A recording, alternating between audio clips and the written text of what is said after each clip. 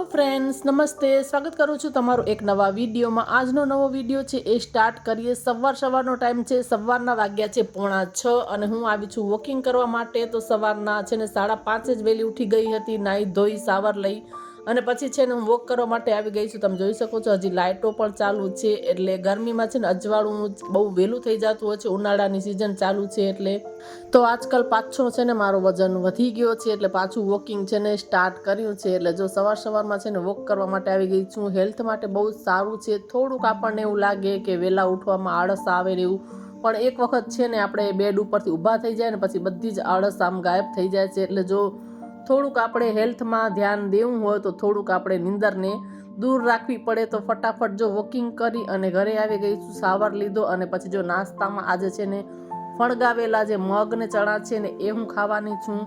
અહીંયા આવીને જો છે ને થોડું ઘણું આંબાની સિઝન છે ને કેરીનો રસ કરવાનો છે. તો દૂધ હજી ગરમ છે એટલે ઠંડુ થવા માટે મૂક્યું છે. ત્યાં સુધી છે ને હું નાસ્તો કરી લઈશ, પછી છે ને આંબાનો રસ વહેલો જ કરી લઉં છું, કેમ કે ફ્રીજમાં મૂકી દઈને એટલે બપોર સુધી ઠંડો થઈ જાય તો ઠંડો ખાવાની બહુ જ મજા આવે છે. દૂધ અહીંયા નાખ્યું છે ને એટલે થોડુંક જ નાની એવી 2 ચમચી છે ને ખાંડ નાખી છે, ખાલી દૂધના પ્રમાણની જ. એટલે છે ને ગુજરાતીઓ લગભગ બધા જ છે ને આંબાનો આમ રસ કરીને ત્યારે આપણે દૂધ નાખતા જ હોઈએ છીએ. અમુક જ કોઈ નહીં નાખતા હોય તો નથી ખબર, લગભગ તો મોસ્ટ ઓફ બધા નાખતા જ હોય છે. તો જો અહીંયા આંબાનો રસ છે ને એ કરી લઈશ, એટલે ફ્રીજમાં મુકાઈ જાય ને એટલે ઠંડો ખાવાની બહુ જ મજા આવે. વજન તો વધે છે, પણ જો છે ને સિઝન હોય એટલે થોડો ઘણો જે પણ સિઝન ફ્રૂટ હોય કે બધા ખાઈ જ લેવાના. એટલે જો પછી આખો વરસ છે ને આંબો ખાવા ન મળે. અને હસબન્ડને છે ને આંબાનો રસ ઓછો ભાવે છે, તો એના માટે છે ને ઠંડી છે ને રાબ બનાવું છું. તો આ છે ને મકાઈની રાબ છે. તો મકાઈનું જાડું એવું આપણે કેમ ભેળકું દરાવીએ ઘઉંનું, એવી રીતના મેં પીસાવી લીધું છે. થોડીક છાશ નાખી અને જો આવી રીતના રાંધી અને મૂકી દઈશ. ઠંડી થઈ જાય ને એટલે એની અંદર છાશ નાખીને ભેરવી લેશું. એટલે ઠંડી રાબ છે ને બહુ જ મજા આવે છે અને હેલ્થ માટે પણ સારી છે. એટલે ગરમીની સિઝનમાં તો બહુ જ સરસ અલગ તમે જારની મકાઈની બધી જ રાબ છે ને કરી શકો છો. જમી કરી અને સૂઈ ગઈ હતી, હમણાં જ ઉઠી છું. તમે જોઈ શકો છો હજી મારી આંખો સૂઈ જાઉં ને એટલે એવી થઈ જ જાય.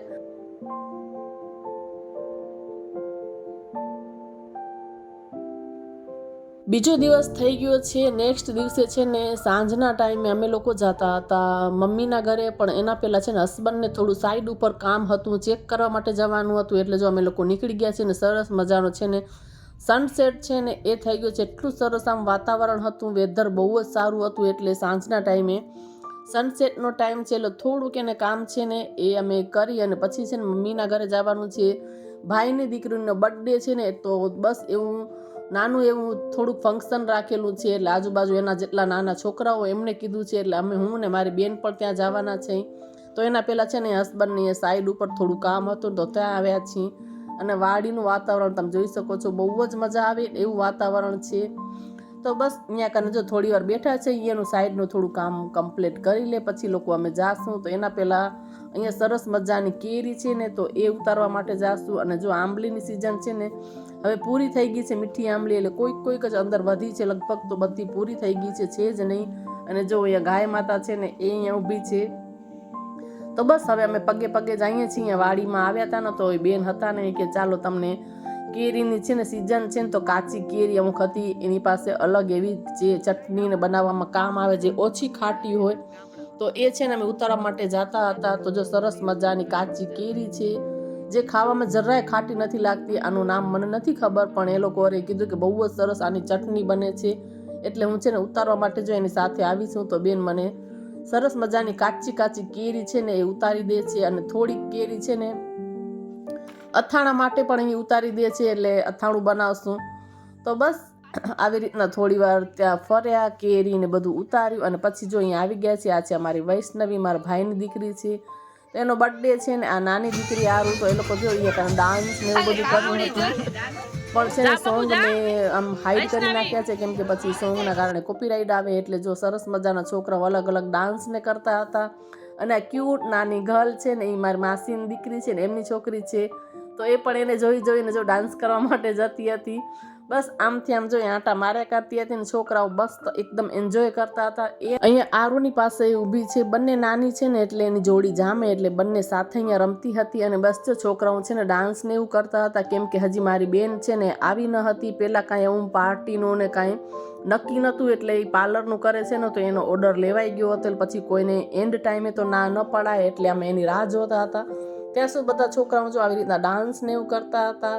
અને અમારી વૈષ્ણવીને છે ને મેકઅપનો બહુ જ બધો શોખ છે ને એટલે એના માટે જો આવી રીતના મેકઅપવાળી જે કેક છે ને એ ઓર્ડર કર્યો હતો. બધાએ કેક કટિંગ કરી અને છોકરાઓ એટલા બધા ખુશ થઈ ગયા હતા કે વાત જ ન પૂછો. તો બહુ બધું મેં શૂટ નથી કર્યું, બસ થોડું ઘણું જ કર્યું છે. અને પછી છે ને કેક કટિંગ કરી બધા છોકરાઓને કેક પહેલાં તો ખવડાવી, કેમ કે નાના છોકરાઓને એવું હોય કે કેક જોવે ને એટલે બધાને બહુ જ એટલે કેક ખવડાવી. ને જો આવી રીતના કાંઈક છે ને છત ઉપર જ થોડું ઘણું ડેકોરેશન કરીને બધું કર્યું હતું. પછી કાંઈ શૂટ નહોતું કર્યું કેમ કે છોકરાઓને જમવા આપવાનું ને બધું કરવામાં પછી મોબાઈલ મેં મૂકી દીધો હતો એટલે પછી કાંઈ શૂટ નહોતું કર્યું. કાલ રાત્રે છે ને આવતા બહુ જ લેટ થઈ ગયું હતું એટલે વિડિયાનો એન્ડ પણ નથી થયો. ને જો સવાર પડી ગઈ છે ને ઘરનું છે ને કામ બધું જ કરી લીધું છે. ચા નાસ્તો થઈ ગયો, વાસણ ને બધું જ કરી લીધું છે. અડધી રસોઈ છે ને એ પણ થઈ ગઈ છે. દાળનો વઘાર કરવાનો છે, ભાત થઈ ગયા છે, આંબાનો રસ કરીને મૂકી દીધો છે. હમણાં કેરીની સિઝન છે ને એટલે આંબાનો રસ ખાવાની બહુ જ મજા આવે છે. થોડુંક વજન પણ વધી જાય પણ સિઝનની વસ્તુ બધી જ ખાઈ લેવાય. એટલે જો ઘરનું કામકાજ કરી અને બેઠી છું. અને વાગ્યા છે 11:15 કેમ કે હમણાં આજકાલ છે ને થોડાક મારા બહાર જવા બહુ જ ધક્કા થાય છે. બસ થોડોક ટાઈમમાં જ કહીશ કે શેના ધક્કા થતા હતા મારા. એટલે વ્લોગ પણ છે ને આજકાલ મારા કન્ટિન્યુ આમ જેમ રહું છું ને એવી રીતના હું નથી રહી શકતી. એટલે બસ થોડોક ટાઈમ મહિનો 1.5 મહિનો પછી છે ને પાછા આપણે જેમ રેગ્યુલર હું વિડીયો બનાવતી હતી ને એમ અપલોડ કરીશ. હમણાં આજકાલ થોડું મારું બહાર જવાનું બહુ થાય છે ને એટલે એડિટિંગનો ને એનો છે ને સમય પણ નથી મળતો. એટલે જ્યારે સમય મળે ને ત્યારે કરું છું. સવાર વહેલી ઉઠી જાઉં છું, રસોઈને એવું કરવાનું હોય છે, વળી બહાર જવાનું હોય છે. એટલે હજી મહિનો 1.5 મહિને એવું ચાલશે. પછી આપણે છે ને રેગ્યુલર જેમ પહેલાં હું બ્લોગ બનાવતી ને એવી રીતના જ આપણે બનાવશું. તો હવે છે ને બસ બીજું અત્યારે વધારે કાંઈ ખાસ કામ નથી. હમણાં જ બહારથી આવી છું એટલે ક્યારેક બહુ લેટ થઈ જાય ને એટલે રસોઈ છે ને હું વહેલી કરી જ લઉં. હવે ખાલી રોટલી કરવાની છે ને દાળનો વઘાર કરવાનો છે. ત્યાં સુધી હવે બસ ફ્રી ટાઈમ છે ને એટલે બેસીને એડિટિંગનું કામ છે ને એ કરીશ. અને આ વિડીયાને છે ને આપણે અહીંયા જ એન્ડ કરશું. ચેનલ પર નવા હો તો જરૂરથી ચેનલને સબસ્ક્રાઈબ કરજો, વિડીયોને વધુ શેર કરજો. ફરી પાછા મળીએ નવા એક વિડીયોમાં. ત્યાં સુધી બધાને હર હર મહાદેવ, જય માતાજી, જય શ્રી કૃષ્ણ, બાય.